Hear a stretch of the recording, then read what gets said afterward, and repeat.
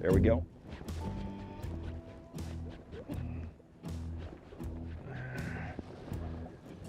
What we got here? Spotted bass. Nice one there. So this time of the year, you know, it's pre-spawn.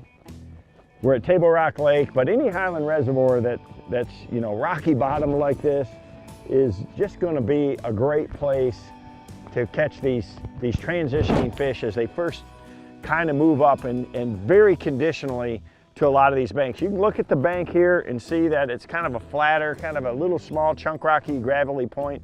The water temperature is 51 degrees right now, and these bass, when they move out of deep water, and here, all three species, you'll catch them on this kind of stuff, but I'm really focused, or trying to focus on transitions, little areas where two different types of bank really come together, and a lot of it happens under the water that you can't see with your eyes. In a lot of these flatter banks like this, it's kind of hidden to you because there's lots of places out under the water where it happens. So that's what I'm really looking at with my Mega 360.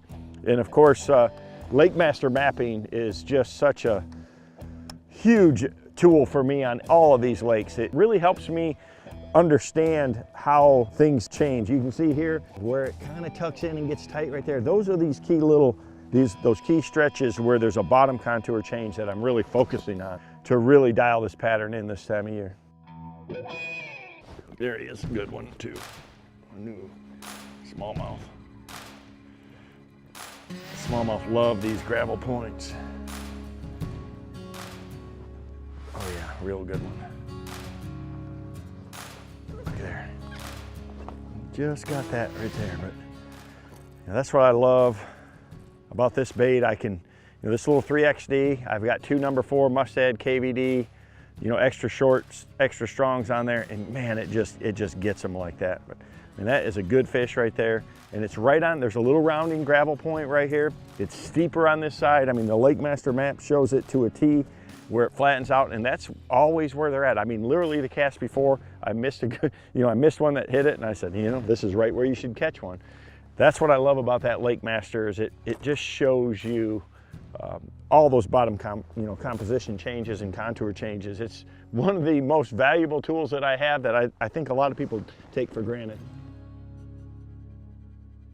So on this point, it's real flat on this side, but you can see the deeper water tucks in a little tighter. And then there's one little spot right there where, you know, the lines are real tight. It's steeper right on this little corner. And those are the kind of, those subtle differences. That's what the fish really focus on. And having the depth shading like this, it really helps me see the differences, you know, just to make it really all stand out, to see how steep or flat in a particular area is. So just is a great tool. Got another one, big one, big one. Oh yeah, great big one. Big largemouth. He's giant, and he's got that thing just choked. Everything uses these transitions this time of year. Look at the size of that one. And the color, that is a really unique fish right there. That is one of the coolest looking bass that I've ever caught. And it's like it's almost a 7-pounder. Look at there. Yeah, that's a 7-pounder all day right there. And look at those markings. That side of the face. And that 3XD, choked. I mean, exact same spot. I caught a smallmouth 2 casts before that, and this guy's in the same spot. You know, we've got perfect conditions right now with this cloud cover. I prefer a little extra wind, but you know, we'll take whatever we can get. That's a really good fish right there, though. So don't think that it takes a big bait to catch them. This little bait right here has been a secret killer for me for a long time, ever since we came out with it. Small profile, it's perfect for this time of the year. Imitates a crawfish real well. And I mean, these fish just, they can't handle it, you know.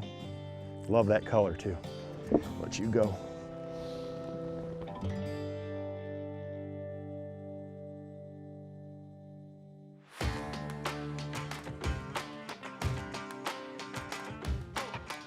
You know, I can make this pattern work in clear water on a cloudy day without much wind, but the more wind you have, it just seems like those fish get more active, they get up there a little more shallow, they're less spooky, and they're more aggressive. So you gotta fish the conditions, and they change by the minute, so we're gonna keep changing.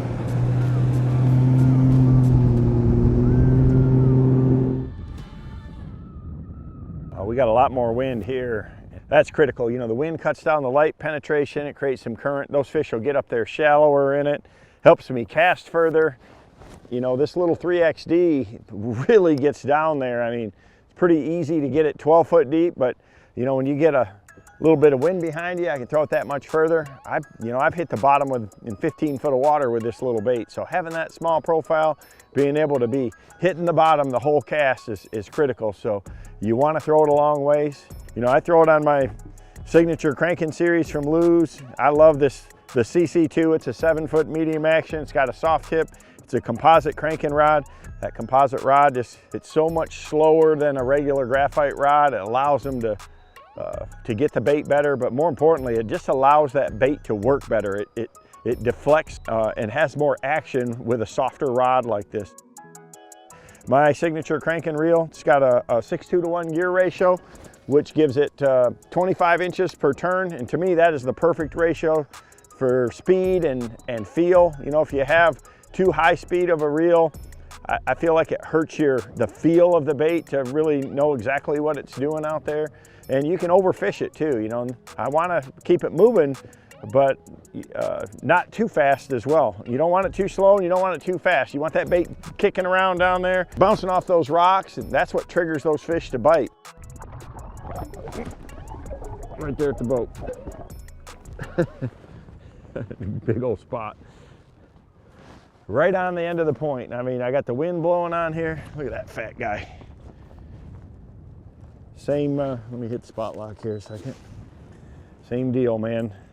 I mean, there's a lot of different colors that you can work, and you know, if you catch one and you see the color of the crayfish, you know, a lot of times you'll see them sticking out of their gullet, and you can see that they're green or brown. But here on Table Rock, I've learned over the years that, gosh, man, they love brown. But VanDam Craw is a real good color here as well. We got a good watermelon red in this, but I think this is real visible, and especially if there's a little color in the water, kind of like there is now. It's probably got 5-6 foot of visibility.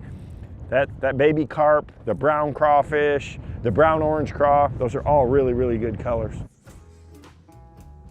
You know, one of the key things when you're out here and you start fishing a couple of points is when you do get a couple bites, pay real close attention to not only what you see, you know, the composition is up on the bank, but on your Lake Master mapping too, to see like exactly where you're at, if they're, you know, on the little corners, or if they're on the flatter parts of the point, or if they're, you know, on the sides, or where, you know, if it's a transition, whatever it is, because then you can really focus as you go around and start running that pattern on those key areas. So you can see right here on the Mega 360 that there's a really good rock transition out here. There's a fish too. You can see I'm cranking right down that, and there it is, largemouth.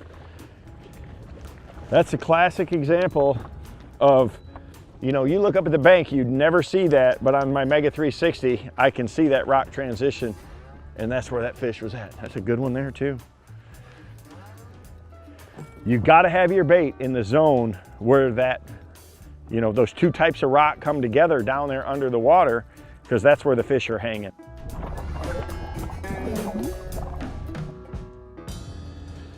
So this is exactly what I'm talking about. There is an underwater ledge, and how you can tell is you can see that really stark shadow to it. So, I mean, it's the Mega 360 shining out there, and that's falling off, and you can actually even see it on the live right here. You can see out right here, it drops right off there too. I've got the trolling motor spot lock, and it's shining right down the edge of it, and you can see that 2 foot ledge right there. And then here, right on the transition on the Lake Master, you can see there's that little curve right there. So anytime I see those irregularities on the Lake Master, I know that's something I need to be looking for. But that Mega 360, this shows everything around the boat. This is one of my favorite weapons.